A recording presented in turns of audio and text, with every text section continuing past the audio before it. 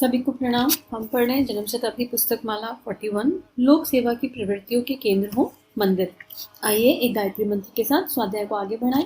ओम भूर्भुवः स्वाहा तत्सवितुर्वरेण्यं भर्गो देवस्य धीमहि धियो यो नः प्रचोदयात्। गुरुदेव ने पिछले स्वाध्याय में एक बहुत अच्छी बात बताई, क्या कि हर घर एक मंदिर बन सकता है, क्योंकि मंदिरों का अर्थ क्या है? अध्यात्म चेतना के विस्तार को जन जन तक पहुंचाना, अध्यात्म के धर्म के सही स्वरूप को लोगों को समझाना और लोगों को बताना, उनको बताना कि धर्म केवल कर्मकांड नहीं है, कर्मकांड के पीछे के तत्व दर्शन को जीवन में उतारने का अभ्यास धर्म है। और कर्मकांड के पीछे का तत्व दर्शन पीछे किताबों में, पीछे पूरे प्रवचन में, सीरीज में गुरुदेव ने हमें समझाया। आगे लिख रहे हैं, इन मंदिरों में पुजारी के रूप में सिर्फ लोक सेवियों की नियुक्ति हो, जिनके मन में समाज के लिए दर्द है और जो समाज को ऊंचा उठाना चाहते हैं, जो मनुष्य के भीतर धर्म वृत्तियां पैदा करना चाहते हैं, उसी तरह के पुजारी वहां रहे। वे अपने पूजा पाठ का 1-2 घंटा पूरा करने के बाद, अपने गुजारे की व्यवस्था करने के बाद जो समय उसके पास बच जाता है, उसका इस्तेमाल इस तरह से करें जिससे कि हमारी सामाजिक और राष्ट्रीय एवं व्यक्तिगत चरित्र की आवश्यकताओं को पूर्ण किया जा सके। मंदिरों में जहाँ दूसरी तरह के खर्च होते हैं, कभी बंगले बनते हैं, कभी उत्सव होते हैं, कभी झांकी बनती है, कभी क्या और कभी क्या, उसी में लाखों रुपए खर्च हो जाता है। उन सारे के सारे क्रियाकलापों को आंशिक किफायत के साथ किया जाए और इससे जो पैसा बचता है उनको लोक मंगल की अनेक प्रवृत्तियों के लिए आगे बढ़ाने के लिए प्रयुक्त किया जाए, और करना भी चाहिए। इस तरीके से धन की आवश्यकता, इमारतों की आवश्यकता, जन सहयोग की आवश्यकता मंदिरों के आधार पर ठीक तरीके से पूरी की जा सकती है।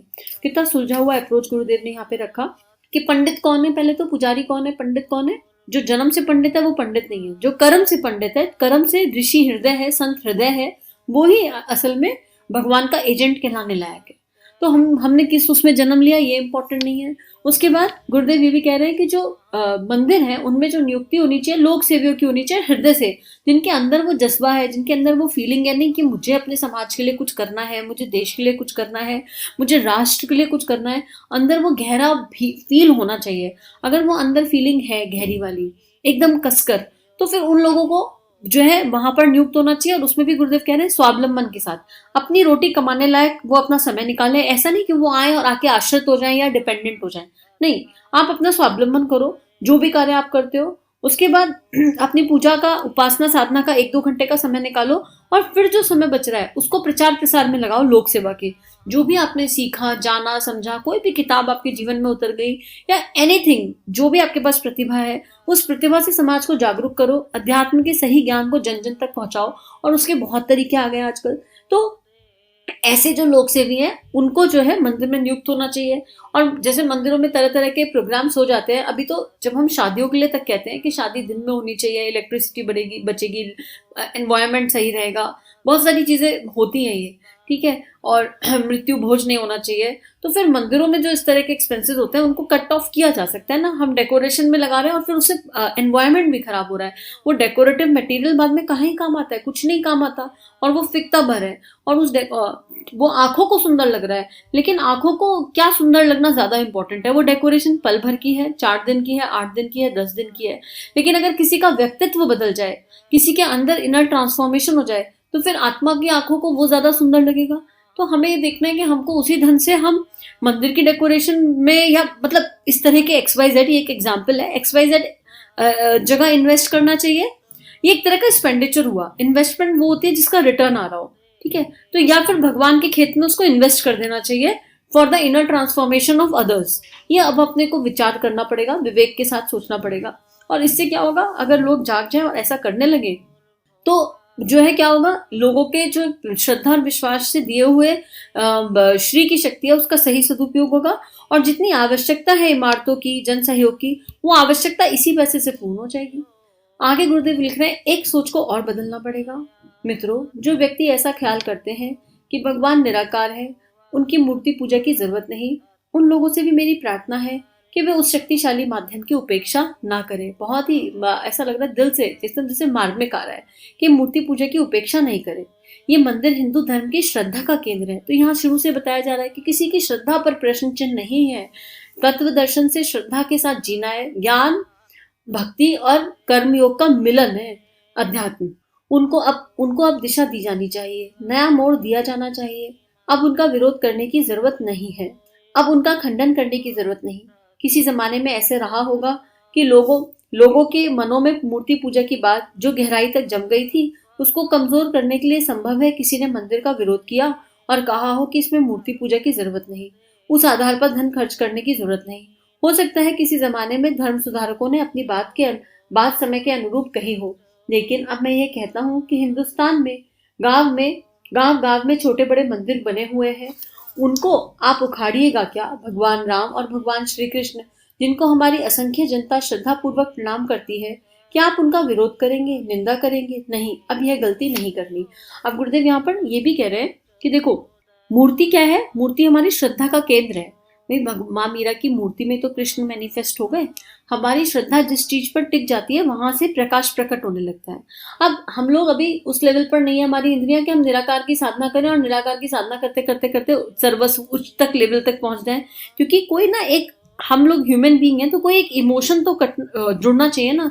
आप भगवान आपके पिता है, माता है, तो चलो माता पिता वाला भाव आ गया, आपके अंदर बच्चे का भाव जगेगा, बच्चे सी सरलता मन में आएगी ना।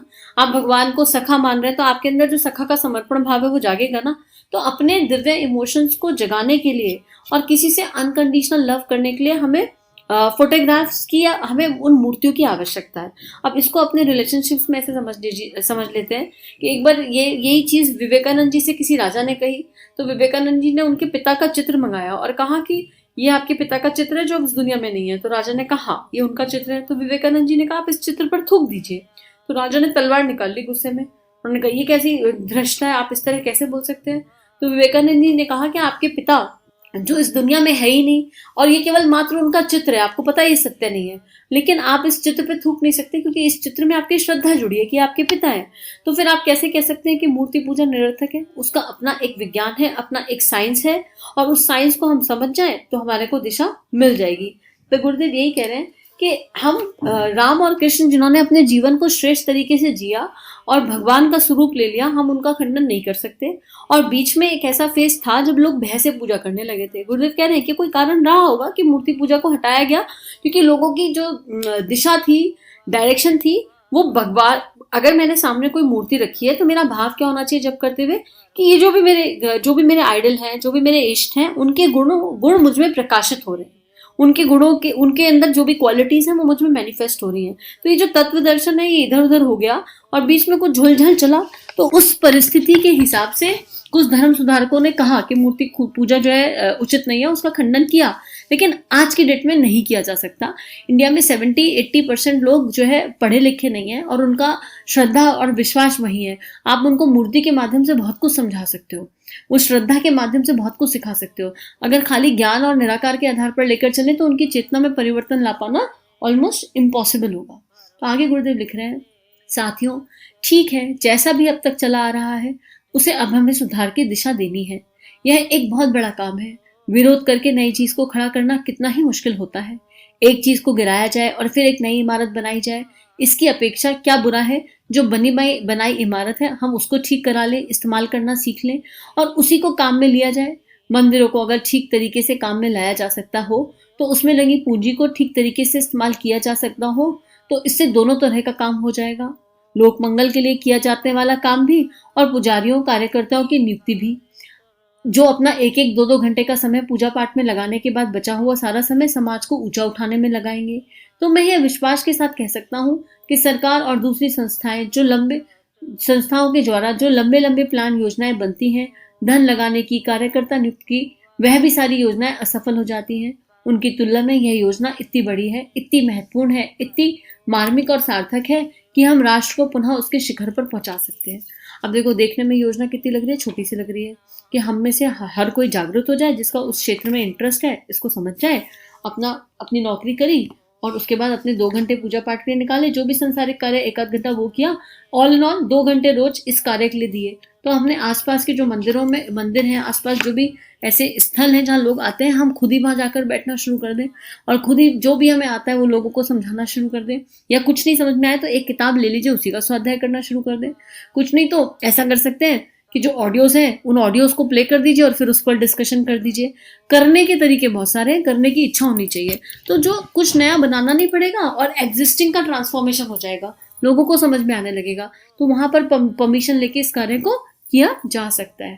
Thank you so very much. आज के लिए इतना ही। हम सभी का जीवन गुरु शक्ति के दिव्य सूक्ष्म सानिध्य में मंगलमय है।